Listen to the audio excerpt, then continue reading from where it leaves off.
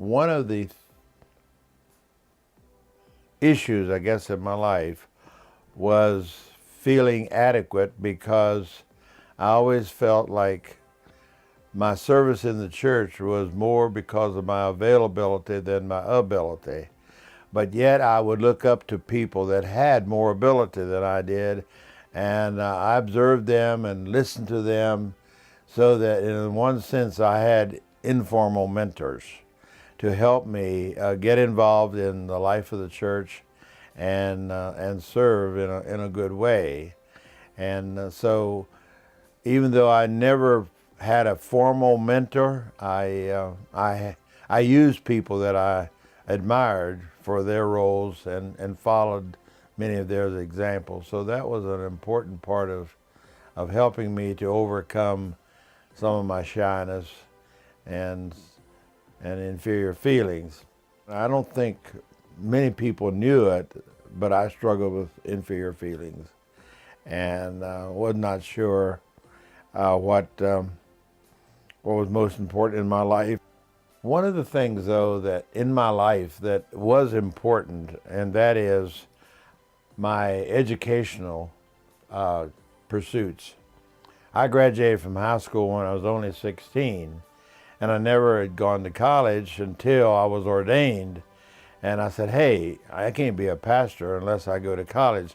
So I went to college and got a BA in Bible. And then the church asked me to go to Trinidad and be a missionary and start a new church. What I offered to do and was accepted in order for me to get my master's degree at the seminary was I developed a theological education by extension program for the Caribbean.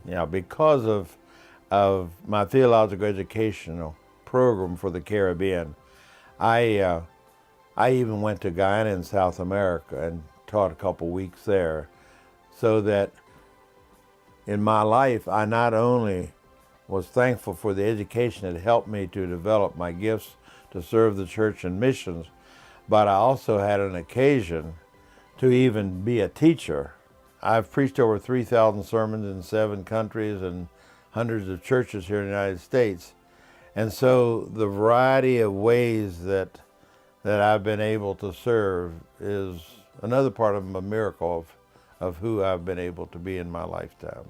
And all these things kind of helped me realize that serving the church was okay and I could do it. In other words, my story is my willingness to serve the church has made me available, that I don't have to be a professional, perfect person to serve. I don't need to go into the pulpit to preach feeling that I'm the best preacher, but I go into the pulpit believing that God will help me have a good sermon.